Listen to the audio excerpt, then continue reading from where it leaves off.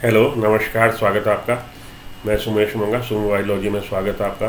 Gene expression को आज हम लोग पढ़ते हैं, तो इसमें आपको एक क्वेश्चन मिलने की उम्मीद है। टॉपिक इम्पॉर्टेंट है और आप लोग के लिए थोड़ा बोझिल भी है। चलिए चालू करते हैं। Gene expression. जीन एक्सप्रेशन क्या है? Gene expression it is the mechanism at the molecular level by which gene is able to express itself in the phenotype of organism.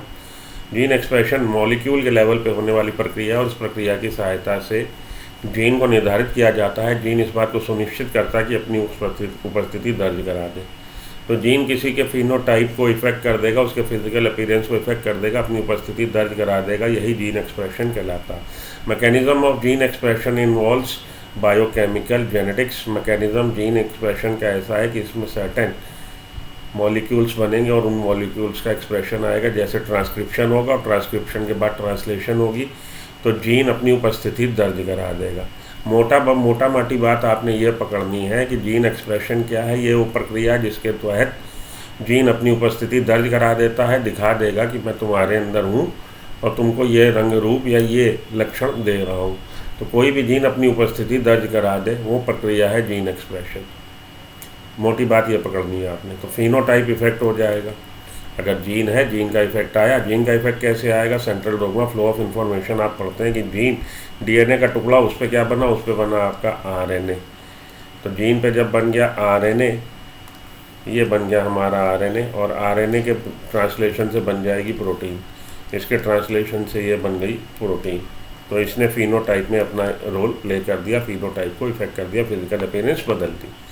तो जीन ने अपनी उपस्थिति दर्ज करा दी। इस तरह से फ्लो ऑफ इंफॉर्मेशन हुआ। जीन ने अपनी उपस्थिति दर्ज करा दी कि इस ऑर्गेनिज्म के अंदर मैं हूँ। It consist of synthesis of specific RNA. तो जीन एक्सप्रेशन में क्या होगा? आरएनए बनेगा, उसके बाद उस आरएनए का ट्रांसलेशन हो जाएगा स्ट्रक्चरल प्रोटीन और फंक्शनल प्रोटीन। जो बनी या तो किसी स्ट्रक्चर में पार्टिसिपेट कर रही, मानिए कोलेजन प्रोटीन है, या फंक्शनल प्रोटीन है, पता लग रहा ट्रिप्सिन एंजाइम है। तो वो प्रोटीन जो होगी या तो फंक्शनल होगी, ट्रिप्सिन, या हीमोग्लोबिन कह लीजिए, ग्लोबिन होगी। तो फंक्शनल प्रोटीन हो सकती है या कोलेजन हो सकती है, स्ट्रक्चरल प्रोटीन हो सकती है जो स्ट्रक्चर में पार्टिसिपेट कर रहे हैं। Regulation of gene expression. Gene expression तो हम लोगों ने समझ लिया जीन एक्सप्रेशन क्या है। अब रेगुलेशन ऑफ जीन एक्सप्रेशन पे आइए। The control over the functioning of the gene is called regulation of gene expression. Genes के फंक्शन को कंट्रोल करना रेगुलेशन ऑफ जीन एक्सप्रेशन है। It is found that in E coli some proteins have 5 to 10 copies while other can have 1 lakh copy. ये देखने में आया है कि ई कोलाई में, इकेरिकिया कोलाई में कुछ प्रोटीन्स ऐसी हैं जिनकी केवल 5 से 10 कॉपी मिल रही है आपको सेल में, और कुछ प्रोटीन्स ऐसी हैं जिनकी 1 लाख कॉपी मिल रही है। ऐसा क्यों हो रहा है? क्योंकि जीन्स को रेगुलेट किया जा रहा है। जिसकी ज़्यादा ज़रूरत है, आपके घर में 2 सदस्य हैं, एक सदस्य 10 रोटी खाता है, एक रोटी खाता है, तो आप 10 रोटी उसी के लिए बनाओगे जब वो 10 रोटी खाने वाला सदस्य टेबल पे बैठा है, और जब डाइनिंग टेबल पे 1 रोटी खाने वाला है तो 1 रोटी बनाओगे। उसी तरह से जीन्स जो हैं, जो एक्सप्रेस कर रहे हैं अपने को, प्रोटीन बना रहे हैं।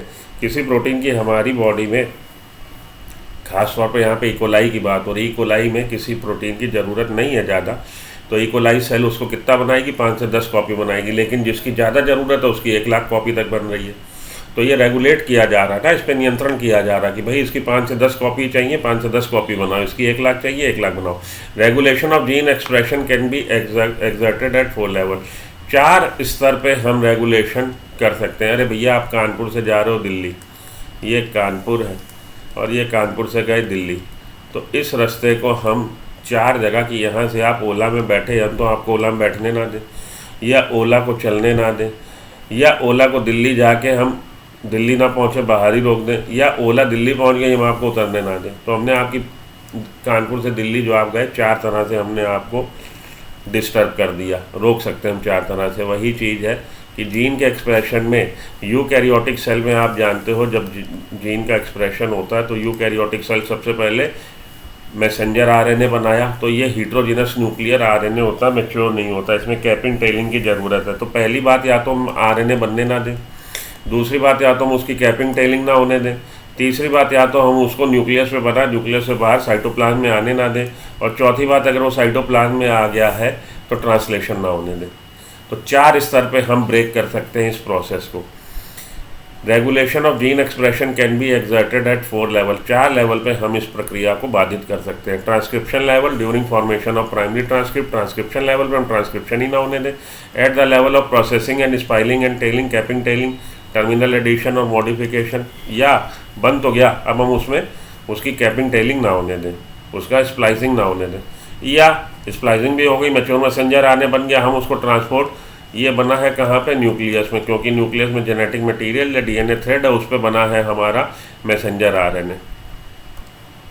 ठीक है जी, उस पर बना, तो या तो हम इसको बाहर ही ना आने दें न्यूक्लियर पोर से, जो न्यूक्लियर में ब्रेन के बीच में पोर हैं छोटे छोटे, या मुझसे उसको बाहर ही ना आने दें, बनने ना दें। बन गया है तो ट्रांसक्रिप्शन, मतलब ट्रांसक्रिप्शन हो गया तो हम उसकी कैपिंग टेलिंग ना होने दें, कैपिंग टेलिंग हो गया तो बाहर ना आने दें, बाहर आ गया तो ट्रांसलेशन ना होने दें। इन 4 स्तर पे हम एक्सप्रेशन कंट्रोल कर सकते हैं जीन का। ठीक है, in addition metabolic, physiological, environmental conditions also regulate the expression of gene.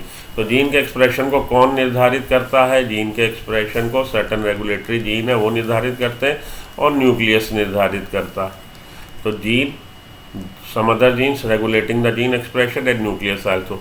इसके अलावा metabolic, physiological, environmental conditions also इसको रोल प्ले कर रही हैं रेगुलेट करने में।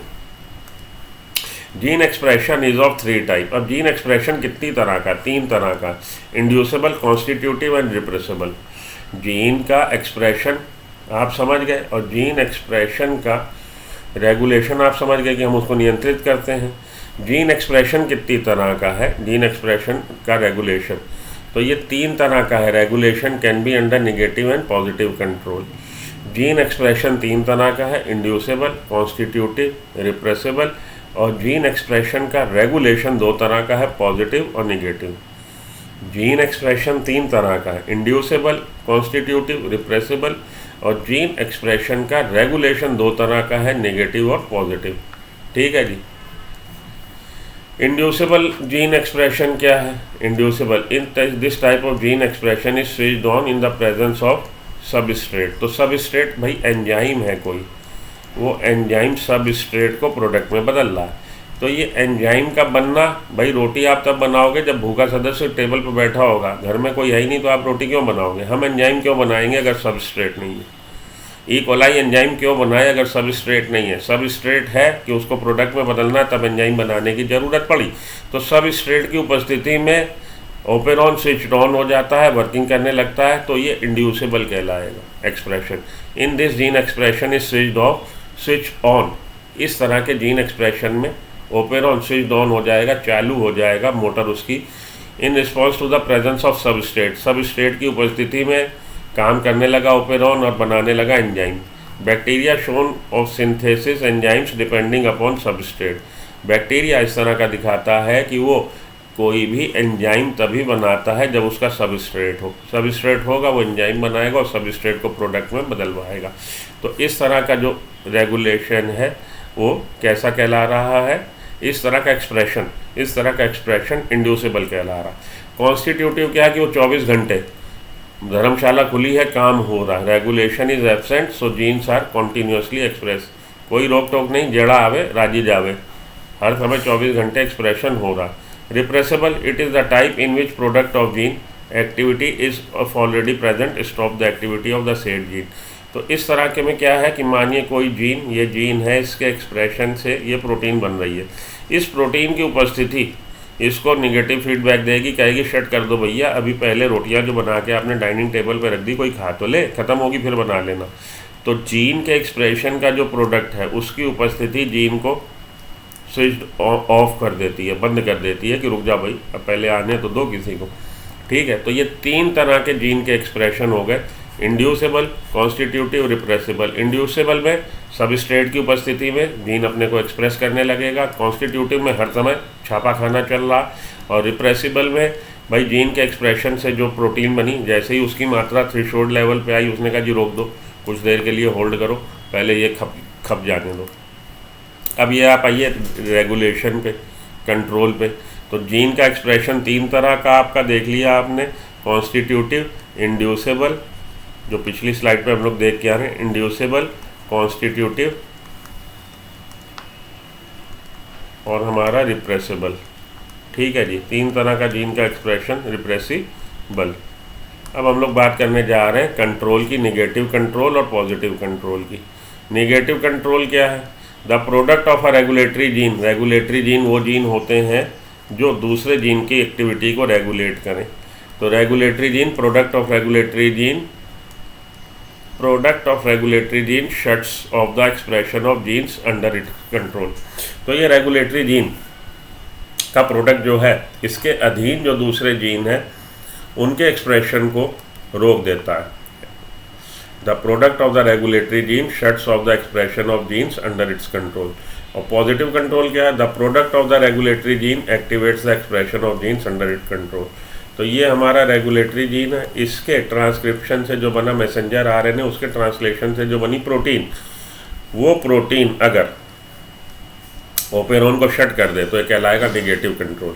और अगर इसका जो प्रोडक्ट बना वो इसकी एक्टिविटी को, ओपेरॉन की एक्टिविटी को बढ़ावा दे और उसके एक्सप्रेशन को इंड्यूस करे और ज़्यादा उसके एक्सप्रेशन को एक्टिवेट करे, तो ये कहलाएगा पॉजिटिव कंट्रोल। 2 तरह का कंट्रोल है, नेगेटिव और पॉजिटिव। जो रेगुलेटरी जीन है उसका जो प्रोडक्ट है, अगर वो ओपेरॉन को शट ऑफ कर रहा, नेगेटिव कंट्रोल, और अगर ओपेरॉन की गतिविधि को और बढ़ा रहा तो positive control. Expression of gene coding for enzymes is required only when substrate for that enzyme is available. किसी भी जीन का एक्सप्रेशन, जो जीन के एक्सप्रेशन से एंजाइम बन रहा है, वो तब होता है, expression of gene coding for enzyme is required, वो तब हमें ज़रूरत होगी जब एंजाइम की ज़रूरत होगी। जब सबस्ट्रेट है, सबस्ट्रेट को प्रोडक्ट में बदलना है, एंजाइम की ज़रूरत है, तो एक्सप्रेशन ऑफ जीन्स होने लगेगा। Therefore gene expression is regulated by metabolic, पीछे हम लोग पढ़ के आइए, gene expression is regulated by metabolic, physiological and environmental condition.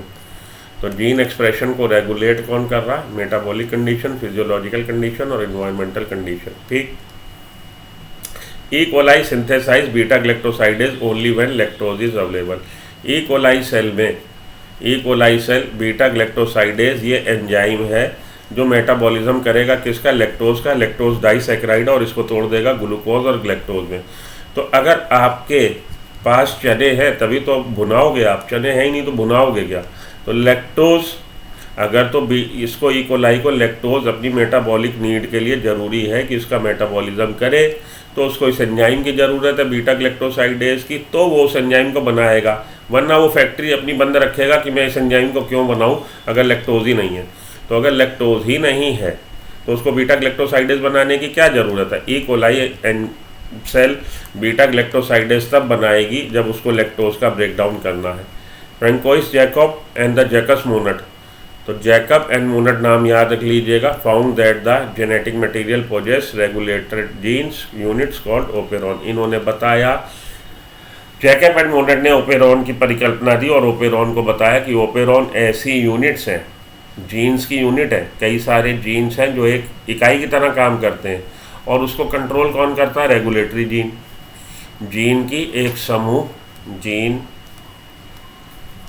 उस जीन्स की एक्टिविटी को रेगुलेट कौन कर रहा है? एक और जीन है जो रेगुलेटर जीन करा रहा, उस जीन की एक्टिविटी को रेगुलेट कर रहा। तो ये सारे के सारे जीन एक इकाई की तरह काम करेंगे। ठीक है, ये फ्रांसिस जैकब और जैकस मोनट ने बताया। एंड ओपेरॉन को डिफाइन कर लीजिए। ओपेरॉन क्या है? Operon is a part of genetic material. ये डीएनए का एक हिस्सा है ओपेरॉन। तो ओपेरॉन डीएनए का एक हिस्सा है, which act as a single regulated unit, जो कि एक सिंगल रेगुलेटेड यूनिट की तरह, इकाई की तरह काम करता है। हैविंग वन और मोर स्ट्रक्चरल जीन, जिसमें एक या एक से ज़्यादा स्ट्रक्चरल जीन हो सकते हैं।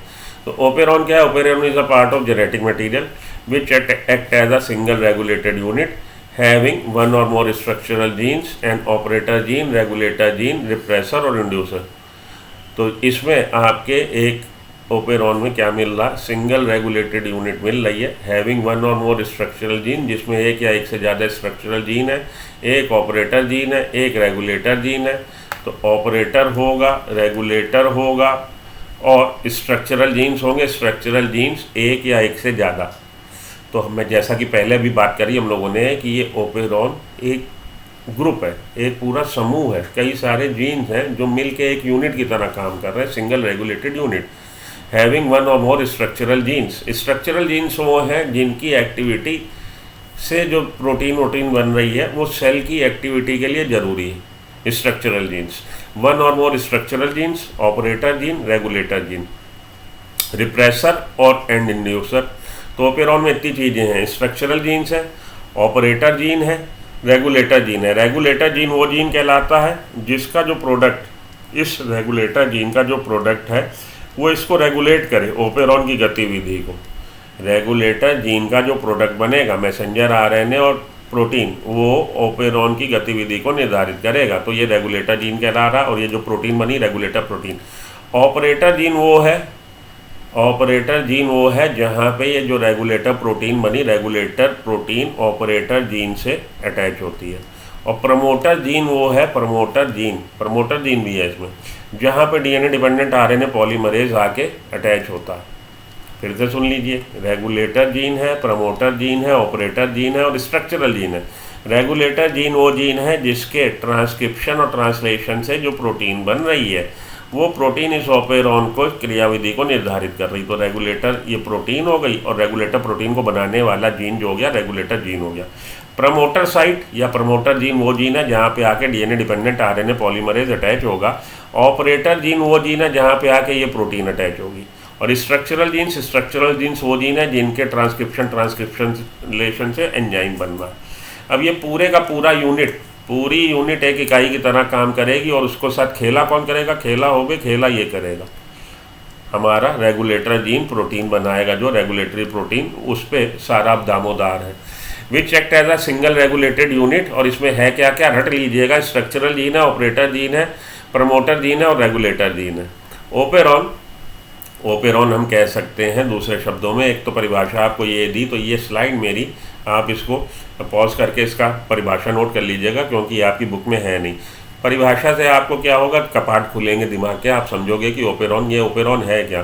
तो ये कोई वो ओपेरा नहीं है कि वो गाना वहाँ चल रहा, ये ओपेरॉन अलग चीज़ है। And operon is a part of genetic material का पार्ट है, which act as a single regulated unit, जो सिंगल रेगुलेटेड एकल इकाई की तरह, निर्धारित इकाई की तरह काम कर रहा है, जिसमें रेगुलेटर होगा, प्रमोटर होगा, ऑपरेटर होगा, स्ट्रक्चरल जीन होंगे, स्ट्रक्चरल जीन एक या एक से ज़्यादा। Operon an arrangement where a polycistronic gene is regulated. Polycistronic gene क्या होते हैं? तो सिस्ट्रॉन क्या होता है, पहले तो ये समझो भाई, सिस्ट्रॉन डीएनए का वो पार्ट है जिसके पास एक पॉलीपेप्टाइड चेन के लिए जानकारी है।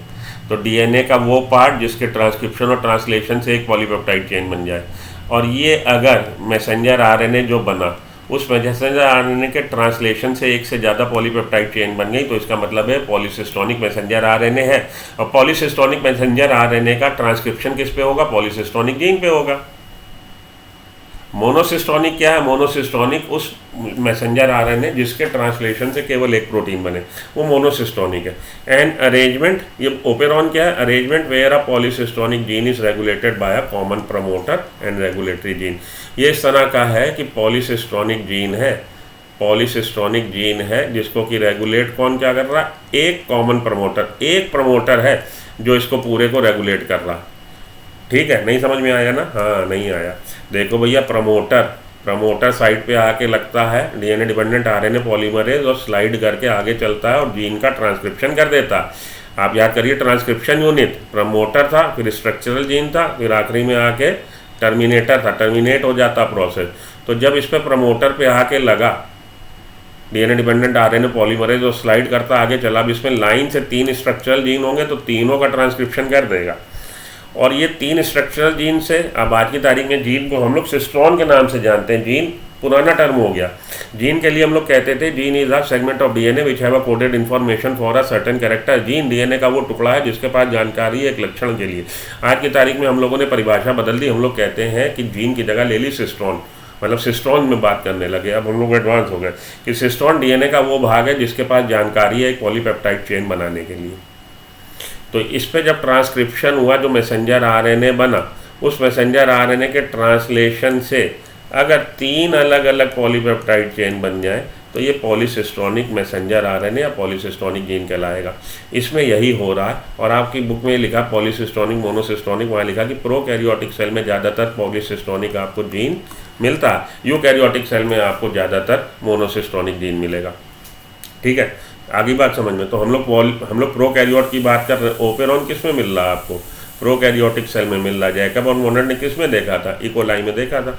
N arrangement where a polycistronic gene is regulated by common promoter. Polycistronic gene है ये, पॉलीसिस्टोनिक जीन जिसको एक कॉमन प्रमोटर रेगुलेट कर रहा। तो इस पे अगर ट्रांसक्रिप्शन इस जीन का होना या इस जीन का या इस जीन का या इस जीन का, तो प्रमोटर यही एक ही प्रमोटर से सारा खेला हो रहा। वैसे क्या होना चाहिए था कि स्ट्रक्चरल जीन से पहले प्रमोटर, फिर स्ट्रक्चरल जीन, फिर होना चाहिए हमारा टर्मिनेटर। तो अब ऐसे ही हर जीन के पहले एक प्रमोटर हो। तो ये प्रोकैरियोटिक सेल में आपको देखने को नहीं मिल रहा। अगर ऐसा हो जाता तो मोनोसिस्टोनिक जीन होते कि भाई एक प्रमोटर और कई सारे वो स्ट्रक्चरल जीन को रेगुलेट कर रहा। An arrangement where a polycistronic gene is regulated by a common promoter and regulatory gene. ठीक, चलिए, regulation in prokaryote. Gene expression is regulated by controlling the rate of transcription. तो eukaryote में हम लोगों ने बात करी 4 स्टेप पे हम लोग इसको रेगुलेट कर सकते हैं जीन के एक्सप्रेशन को। पहला तो एक तो ट्रांसक्रिप्शन लेवल, कि ट्रांसक्रिप्शन ना होने दे। ट्रांसक्रिप्शन हो गया तो स्प्लाइसिंग टेलिंग ना होने दे। स्प्लाइसिंग टेलिंग हो गई तो न्यूक्लियस से बाहर ना आने दे। न्यूक्लियस से बाहर आ गया तो ट्रांसलेशन ना होने दे। ये 4 स्टेप आपको यूकैरियोटिक में। लेकिन मोनोकैरियोटिक में क्या? मोनोकैरियोटिक में स्प्लाइसिंग टेलिंग होती नहीं। साइटोप्लाज्म और न्यूक्लियोप्लाज्म का फर्क ही नहीं है, क्योंकि genetic material not bound by the nuclear membrane. In case of prokaryotic cell, nucleus is not well defined nucleus. That means nuclear membrane is absent. So nuclear membrane absent है तो cytoplasm और nucleoplasm का तो वहाँ भेदभाव ही नहीं है मेरे भाई। नहीं है तो क्या होगा? Gene expression is regulated by controlling the. तो अब 2 ही स्टेप बचे। हमने कहा था जी 4 स्टेप पे हम आपकी गाड़ी पकड़ सकते हैं। जो आपने अश्वमेध यज्ञ छोड़ा है जो घोड़ा, उसको हम 4 जगह पे पकड़ सकते हैं। लेकिन 2 तो जगह ही नहीं है भैया, हम 2 ही जगह पकड़ सकते हैं। या तो ट्रांसक्रिप्शन ना होने दें, ट्रांसक्रिप्शन की दर को निर्धारित करें, या ट्रांसलेशन ना होने दें प्रोकैरियोटिक के केस में। यूकैरियोटिक में वो 4 दरवाजे हैं जहाँ पे आप रोक सकते हो, अश्वमेध यज्ञ के घोड़े को पकड़ सकते हो, यहाँ पे नहीं पकड़ सकते। The activity of RNA polymerase at a given promoter is regulated by accessory protein. RNA polymerase, भैया आरएनए पॉलीमरेज ही तो अटैच होगा किससे? प्रमोटर से, और ट्रांसक्रिप्शन चालू करेगा। तो ये आरएनए पॉलीमरेज की एक्टिविटी वो इसको असेस करे, ढूंढता हुए तू छुपी है कहाँ, मैं तुझे ढूंढता यहाँ, तो इसको ढूंढने नहीं देगा। Activity of RNA polymerase at a given promoter is regulated by accessory protein. वो प्रोटीन कौन बना रहा है? Regulatory gene. रेगुलेटरी जीन ने कुछ हरकत कर दी, खेला होवे कि ये इसको ढूंढ ही नहीं पा रहा, या ढूंढ पा, या तो ढूंढ नहीं पाएगा, ढूंढ पाएगा तो अटैच नहीं हो पाएगा, अटैच हो पाएगा तो आगे नहीं जा पाएगा। ये कर देगा कौन? Regulatory protein. रेगुलेटरी प्रोटीन किसके उससे बन रहा? रेगुलेटरी जीन के ट्रांसक्रिप्शन से। समय बहुत हो गया, बहुत तेजी बढ़ाना पड़ेगा। The activity of RNA polymerase at a given promoter is regulated by accessory proteins.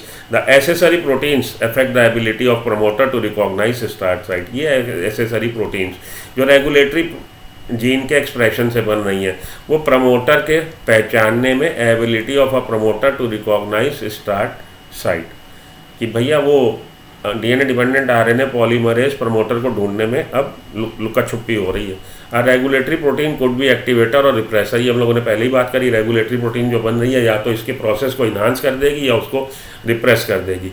Accessibility of promoter is also affected by operator. साथ के साथ एसेसिबिलिटी की ये जो हमारा RNA DNA dependent RNA polymerase है, प्रमोटर के पास पहुंच पा रहा कि नहीं पहुंच पा रहा, उसको ढूंढ पा रहा कि नहीं ढूंढ पा रहा, उसको कौन इफेक्ट कर रहा? ऑपरेटर जीन भी इफेक्ट कर रहा। Operator is the region located adjacent to promoter. Operator कहाँ पे है? ऑपरेटर प्रमोटर के ठीक बगल में।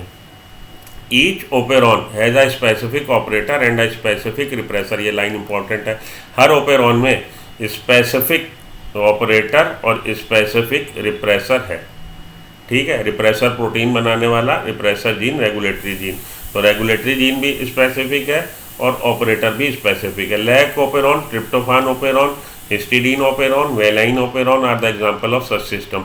तो lac operon, LAC lac operon, tryptophan operon, histidine operon, valine operon are the example of, इस तरह के एग्जाम्पल हैं जो ओपेरॉन की तरह काम करते हैं। रेगुलेशन ऑफ लैक ओपेरॉन पे आ जाइए। अब हम लोग लैक ओपेरॉन को डिटेल में पढ़ें। It is a inducible type of operon. Inducible क्या था? इंड्यूसेबल था भाई कि सबस्ट्रेट की प्रेजेंस में, ये सबस्ट्रेट की प्रेजेंस उसको इंड्यूस करती कि भैया बनाओ, भूखा आ गया रोटी दो, तो सबस्ट्रेट की प्रेजेंस में एंजाइम बनने लगेगा, ओपेरॉन जो है स्विच ऑन मोड में हो जाएगा, इंड्यूसेबल टाइप। और दूसरा था रिप्रेसेबल टाइप कि भैया ये जीन का जो एक्सप्रेशन आया, प्रोटीन बनी है, जैसे ही अपनी क्रिटिकल वैल्यू पे आई, अरे रोको भैया काय बनाए चले जा रहे हो, पहले इतना तो खपने दो।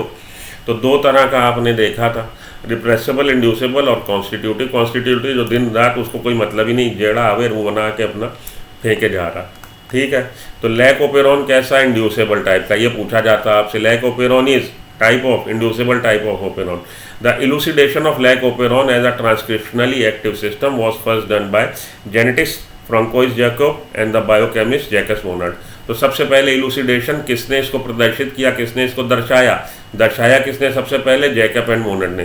जीन्स कॉन्स्टिट्यूटिंग लैक ओपेरॉन, और ब्लैक ओपेरॉन में आपको कौन कौन से जीन्स मिल रहे हैं, तो 3 जीन मिल रहे हैं आपको structural gene, Z gene, Y gene, A gene. ये स्ट्रक्चरल जीन है, और आई जीन रेगुलेटरी जीन है, जो कि बेसिकली इनिबिट करता है, निगेटिव कंट्रोल करता है। इट्स कोड्स फॉर रिप्रेसर, तो जो प्रोटीन बन रही है वो रिप्रेसर की तरह लैक ओपेरॉन को शट करेगी।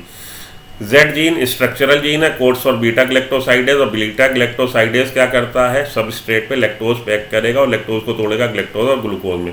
वाई जीन क्या कर रहा है, ये भी स्ट्रक्चरल जीन है, codes for the permease enzyme बनाएगा, which increases the permeability of cell to beta galactosidase and to lactose, जो परमिबिलिटी बढ़ा देगा, किसकी, सेल की, सेल मेम्ब्रेन की परमिबिलिटी बढ़ा देगा बीटा ग्लैक्टोसाइडेज के लिए और लैक्टोज के लिए। सिम्पोर्ट अकर्स, और दोनों साथ के साथ अंदर आ जाएंगे या बाहर चले जाएंगे, अंदर बाहर, बीटा ग्लैक्टोसाइडेज और लैक्टोज अंदर बाहर से अंदर आ जाएंगे।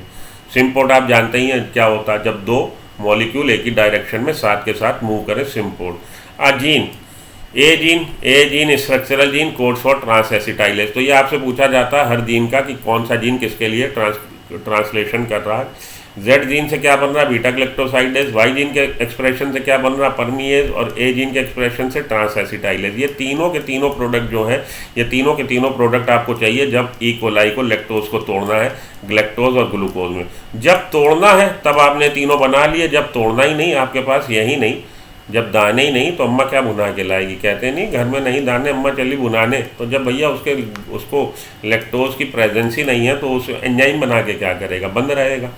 आई जीन रेगुलेटरी जीन है, जो प्रोटीन बना रहा है, और वो प्रोटीन कैसा करेगी, रिप्रेसेबल है।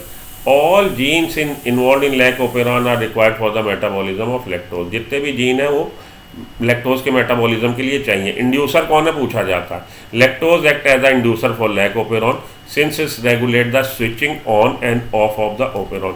इंड्यूसर कौन है, लैक ओपेरॉन को इंड्यूस करने वाला, लैक ओपेरॉन को इंड्यूस करने वाला है हमारा लैक्टोज। इसकी उपस्थिति में लैक ओपेरॉन जीन एक्टिवेट हो जाएगा, ऑन मोड में आ जाएगा, और इसकी अनुपस्थिति में ऑफ मोड में हो जाएगा। If lactose is provided to the growth media of the bacteria in absence of any other carbon source then it is transported inside the cells of the permease. देखिए लैक्टोज, हम vegetarian हैं, लेकिन मानिए हम किसी ऐसी जगह फंस गए जहाँ पे बनता ही नॉनवेज है, तो हम क्या करेंगे, भूखे तो मर थोड़ी ना जाएंगे। तो वही चीज़ इसके साथ है, इसका जो प्रेफर्ड न्यूट्रिएंट मीडियम है लैक्टोज नहीं है, लेकिन अगर मानिए मीडियम में कोई दूसरा कार्बन सोर्स ग्लूकोज नहीं है, तो ये लैक्टोज को तोड़ेगा, ठीक, देन लैक्टोज को तोड़ेगा, then it is transported inside the cell, cell के अंदर आ गया परमिएज, क्योंकि कुछ ना कुछ अमाउंट परमिएज का थोड़ा बहुत सेल में होता है। For permease to be present and lactose to enter inside the cell, low expression of lac operon must be present all the time। तो थोड़ा बहुत, कोई एक कमरे में बत्ती जल रही है भाई, थोड़ा बहुत लैक ओपेरॉन का एक्सप्रेशन आया, तो थोड़ी बहुत परमिएज ऑलरेडी उसके सेल में है, जिससे लैक्टोज अंदर आ जाएगा। लैक्टोज अंदर आने पे क्या होगा, regulation in absence of inducer. Lactose अंदर आने पे ये जीन, जो हमारे जीन हैं, इनका ट्रांसक्रिप्शन चालू हो जाएगा, लैक ओपेरॉन ऑन मोड में हो जाएगा। और जब लैक्टोज नहीं है तब क्या होगा, जब इंड्यूसर नहीं है, in the absence of inducer lactose I gene transcribe. अब जब लैक्टोज नहीं है तो देखिए ये आपका बना होता है यहाँ पे एक प्रमोटर, फिर आपका आई जीन रेगुलेटरी जीन, फिर आपका प्रमोटर, फिर आपका ऑपरेटर, फिर जेड वाई ए, ठीक है। अब आप सोचोगे प्रमोटर 2 क्यों है, अरे भैया ये प्रमोटर इन स्ट्रक्चरल जीन के हैं और ये प्रमोटर आई का, तो आई का तो ट्रांसक्रिप्शन ट्रांसलेशन होगा, उससे बनेगी प्रोटीन। ये प्रोटीन जाके किससे अटैच हो जाएगी? ऑपरेटर से। ऑपरेटर से हो गई तो डीएनए डिपेंडेंट आरएनए पॉलीमरेज या तो यहाँ पे लग नहीं पाएगा, या लगेगा तो आगे स्लाइड नहीं कर पाएगा। आगे स्लाइड नहीं कर पाएगा तो इन तीनों जीन का ट्रांसक्रिप्शन नहीं हो पाएगा। ट्रांसक्रिप्शन नहीं हुआ तो ट्रांसलेशन कैसे होगा? जब ट्रांसक्रिप्शन ही नहीं हुआ तो ट्रांसलेशन कैसे होगा? और जब ना रहा बांस ना बजी बांसुरी, जब ट्रांसक्रिप्शन ही नहीं हुआ तो ट्रांसलेशन कहाँ होगा? ट्रांसलेशन नहीं हुआ तो हमें वो एंजाइम बनाई नहीं जिसकी हमें ज़रूरत नहीं, क्योंकि लैक्टोज है नहीं, लैक्टोज है नहीं।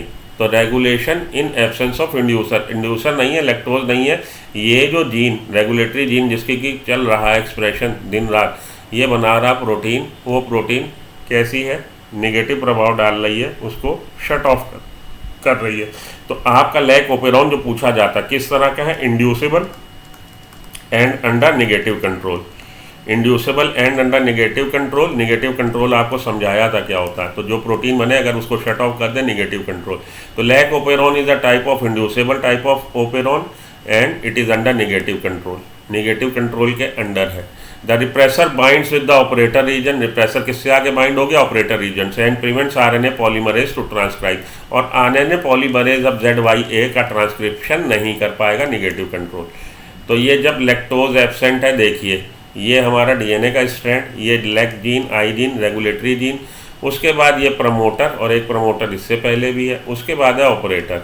तो इसके लैक आई के ट्रांसक्रिप्शन ट्रांसलेशन से बना ये मैसेंजर आरएनए, इसके ट्रांसलेशन से बनी ये प्रोटीन, ये हमारी रेगुलेटरी प्रोटीन। ये रेगुलेटरी प्रोटीन कहाँ जाके अटैच हो गई? ये लाल देखिए सेगमेंट अलग से, अगर ये लाल सेगमेंट हटा दीजिए तो आपको इस तरह का दिखेगा वो ऑपरेटर। तो ऑपरेटर पे जाके अटैच हो गया। अब यहाँ पे एक उसने रुकावट के लिए खेद टाइप का बना दिया। तो ये जो RNA, DNA dependent RNA polymerase है जो प्रमोटर पे आके लगा, ये स्लाइड होके आगे नहीं चल पाएगा। तो जेड के आगे वाई के आगे ए, ये तीनों जीन की ट्रांसक्रिप्शन नहीं होगी। मैसेंजर आरएनए नहीं बनेगा तो ट्रांसलेशन कहाँ से होगा? तो प्रोटीन भी नहीं बनेगी। ये हो रहा। तो in the absence of inducer, जब लैक्टोज नहीं है, ओपेरॉन कैसा है? शट ऑफ मोड में है, क्योंकि हमें ज़रूरत ही नहीं भाई, हम बना के क्या करें एंजाइम जब सबस्ट्रेट ही नहीं है। ठीक। Regulation in presence of inducer. अब अगर इंड्यूसर आ गया तो क्या होगा? Inducer binds with the protein. तो ये जो प्रोटीन जाके यहाँ पे ऑपरेटर पे लगी थी, इंड्यूसर लैक्टोज आया, तो ये प्रोटीन यहाँ से हट के, ऑपरेटर से हट के इसके साथ लग जाएगी और ये रास्ता खाली हो गया। तो अब हमारा जो यहाँ पे अटैच था प्रमोटर साइड पे डीएनए डिपेंडेंट आरएनए पॉलीमरेज, वो अब आगे बढ़ पाएगा। आगे बढ़ेगा तो ZYA तीनों का ट्रांसक्रिप्शन कर देगा। ठीक है। Inducer bind with the protein product of the gene I. Inducer किससे बाइंड हो रहा है? इंड्यूसर कौन? लैक्टोज और एलोलैक्टोज। प्रोटीन जो बन गई, रेगुलेटर जीन का जो ट्रांसक्रिप्शन ट्रांसलेशन से प्रोटीन बन गई, उसके साथ बाइंड हो गया। तो ये जो प्रोटीन कर रही थी, ये जो डैम बना रही थी, ये जो स्पीड ब्रेकर बना रही थी, वो हट गया। This inactivated repressor is unable to inactivate RNA polymerase enzyme. तो अब आरएनए पॉलीमरेज एंजाइम जो आगे नहीं जा पा रहा था, आगे चला जाएगा।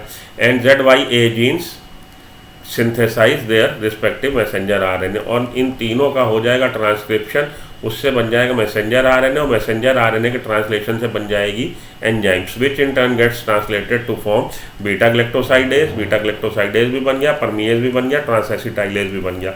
इन absence of all these genes enzymes, the metabolism of lactose proceeds in a normal manner. Sorry, in presence. अब ये जब इन जीन्स के एक्सप्रेशन से जो प्रोटीन बनी, जो एंजाइम बने, लैक्टोज का मेटाबॉलिज्म हो जाएगा। ई कोलाई सेल उसको, लैक्टोज को मेटाबॉलिज्म कर लेगी। व्हेन लैक्टोज इज प्रेजेंट, जब लैक्टोज प्रेजेंट है तो देखिए ये जो बन रही थी रेगुलेटरी प्रोटीन, वो यहाँ पे आके अटैच हो रही थी। पिछले वाले डायग्राम में आपने देखा ना, तो ऐसे उसने एक यहाँ पे बना दी थी कि डीएनए डिपेंडेंट आरएनए पॉलीमरेज आगे स्लाइड नहीं कर पा रहा था। लेकिन इस बार क्या है, इस बार वो यहाँ पे अटैच ना होके इसके साथ अटैच हो गई। कौन जी? इंड्यूसर, लैक्टोज और एलोलैक्टोज। लैक्टोज और एलोलैक्टोज। एलोलैक्टोज याद रखना, binds to the repressor protein, repressor protein से बाइंड हो गया। Lactose repressor complex can not bind to the operator. अब ये यहाँ से हट के यहाँ बाइंड हो गया, ये यहाँ नहीं जा सकता। ट्रांसक्रिप्शन प्रोसीड, ट्रांसक्रिप्शन हो गया। तो lac gene, Z gene, lac Z, lac stand for gene, lac stand for lactose, Z gene, beta galactosidase भी बन गया, वाई से परमिएज भी बन गया, लैक ए से ट्रांसएसिटाइलेज, ये तीनों ही चाहिए हमें लैक्टोज के मेटाबॉलिज्म के लिए। तो लैक्टोज का मेटाबॉलिज्म हो गया जब लैक्टोज की प्रेजेंस है। ठीक है जी, तो ये आपका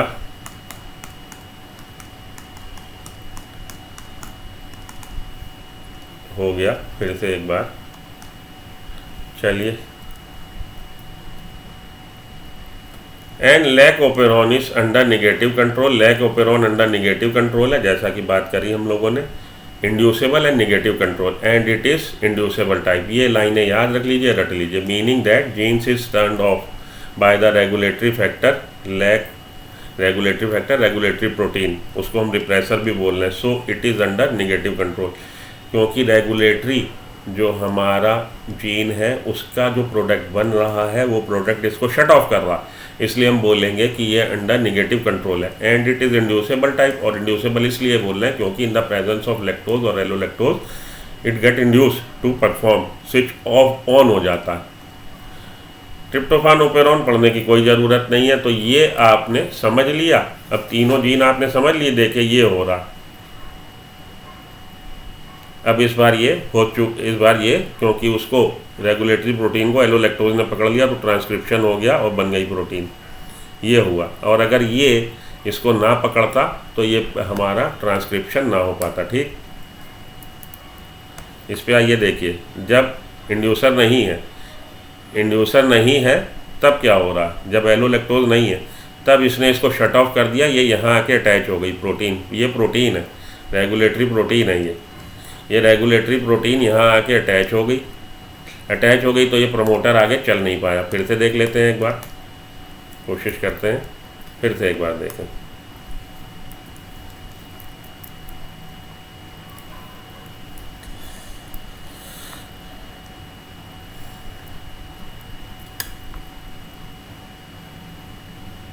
ये देखिए क्या हुआ, शुरू से समझिए। ये हमारा रेगुलेटर जीन, उससे बनी थी ये प्रोटीन जाके अटैच हो गई किससे, प्रमोटर के बगल में ऑपरेटर से, प्रमोटर के ठीक बगल में ऑपरेटर से। तो जब ये वहाँ पे अटैच हो गई तो ये प्रमोटर साइड पे आ रहा था कौन, डीएनए डिपेंडेंट आरएनए पॉलीमरेज, वो आगे स्लाइड नहीं कर पाया, ट्रांसक्रिप्शन नहीं हुआ, ये वो केस है। और इस केस में एलोलैक्टोज है तो एलोलैक्टोज इसको प्रोटीन को पकड़ लेगा, तब प्रोटीन यहाँ नहीं पहुँचेगी और हो जाएगा क्या, ट्रांसक्रिप्शन हो जाएगा। ठीक है जी, तो ये है आपका काम करने का इसका तरीका लैक्टोज का। ये देख लीजिए एक बार फिर, प्रोटीन वहाँ जाके अटैच होना चाहती थी, कहाँ पे, यहाँ पे इस साइड पे, लेकिन उसने रास्ते में ही पकड़ लिया, तो वहाँ पे गई नहीं तो मास्किंग हुई नहीं, तो DNA dependent RNA polymerase slide किया तो उसने बना दिया क्या, उन्होंने बना दी फिर भैया प्रोटीन, ट्रांसलेशन हो गया। मोटा माटी बात आपको क्या याद रखना है लैक ओपेरॉन में 2-4 चीज़ें हैं जो आपको याद में रखनी है। एक तो किसने इसको डिस्कवर किया, किस में मिल रहा है, प्रोकैरियोटिक सेल में मिल रहा है, जैकब मोनेट ने इनको डिस्क्राइब किया, ई कोलाई सेल में डिस्क्राइब किया। उसके अलावा क्या याद रखना है, इनका sequence, Z gene, Y gene और ए जीन का। तो लैक ओपेरॉन में आपने याद क्या रखना है, 2-3 चीज़ें हैं जो आपने याद में रखनी। एक तो इनके जीन्स की सीक्वेंस याद में रखनी, जेड वाई ए, फिर इनसे कौन सा एंजाइम बन रहा है वो याद रखना है। फिर आपने ये याद रखना है कि उन एंजाइम्स का फंक्शन क्या है, मेटाबॉलिज्म के लिए रिक्वायर्ड है, परमिएबिलिटी बढ़ा रहा है बीटा ग्लैक्टोसाइडेज की और लैक्टोज की। ठीक है जी, इसके अलावा सीक्वेंस, ये तीनों एंजाइम, रेगुलेटरी जीन लैक आई, रेगुलेटर जीन एक है, ये प्रमोटर और ऑपरेटर, ये सब आपने याद में रखना है। इंड्यूसेबल टाइप है, अंडर निगेटिव कंट्रोल है, ये याद में रखना। देखिए अगर इस जीन में म्यूटेशन हो जाए तो इसके आगे का प्रोडक्ट नहीं बनेगा, इससे पहले का प्रोडक्ट बन जाएगा। ये कॉन्सेप्ट डेवलप कर लीजिए।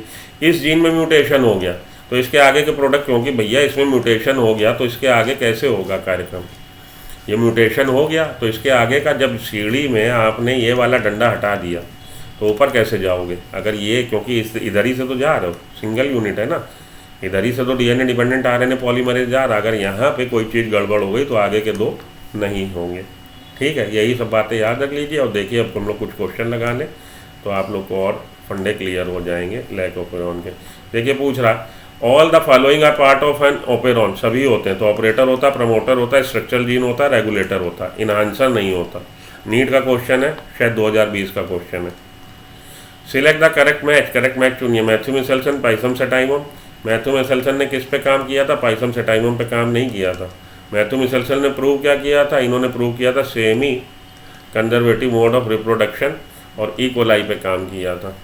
एलेक जेफरी स्ट्रेप्टोमाइसिस स्ट्रेप्टोकोकस पे, स्ट्रेप्टोकोकस निमोनी पे ट्रांसफॉर्मिंग प्रिंसिपल हमारे ग्रिफिथ साहब ने काम किया था। एलेक जेफरी हमारे डीएनए फिंगरप्रिंटिंग के माने जाते हैं, father of the DNA fingerprinting. Francois Jacob, Jacob Monod, lac operon, ये ठीक है।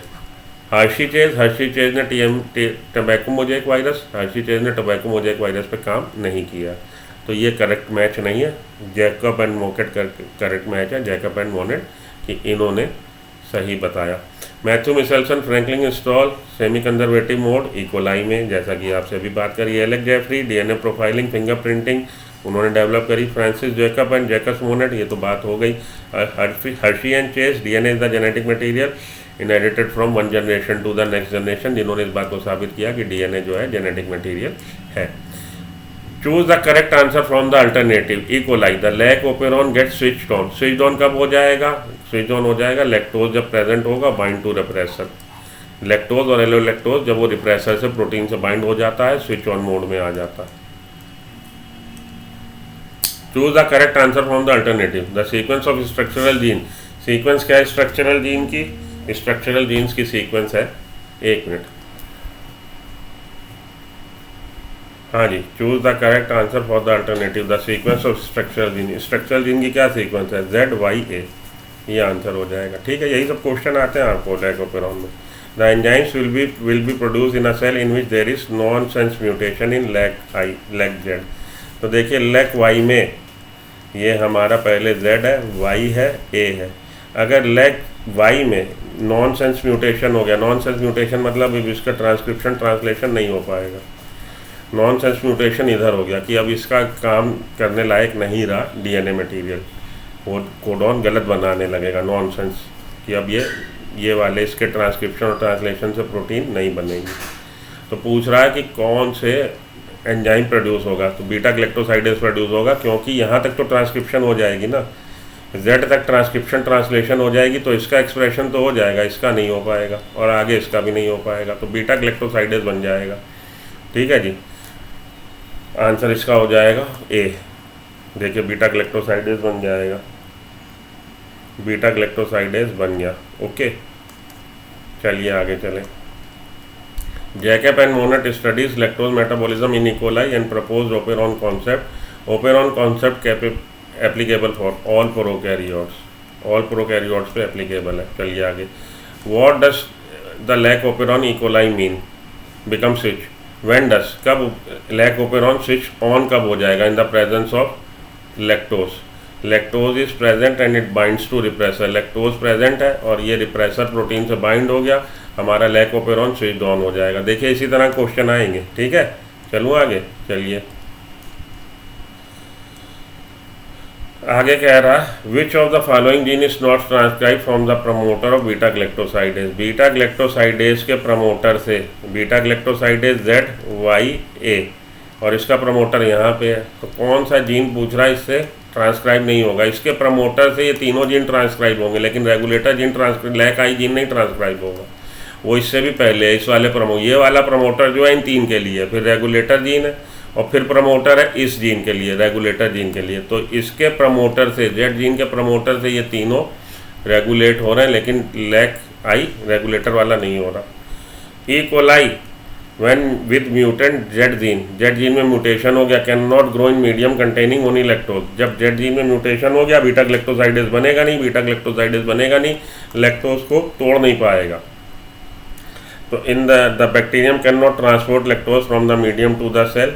Lac operon is constitutively active, they can not synthesize functional. ये वो फंक्शनल ये बना नहीं पा रहा बीटा ग्लैक्टोसाइडेज, बीटा ग्लैक्टोसाइडेज बन नहीं रहा, तो लैक ओपेरॉन जो है, मतलब ये जो ई कोलाई सेल है, ये लैक्टोज को एनर्जी की तरह यूज़ नहीं कर पा रही। ये आंसर हो जाएगा B। ठीक, चलो आगे।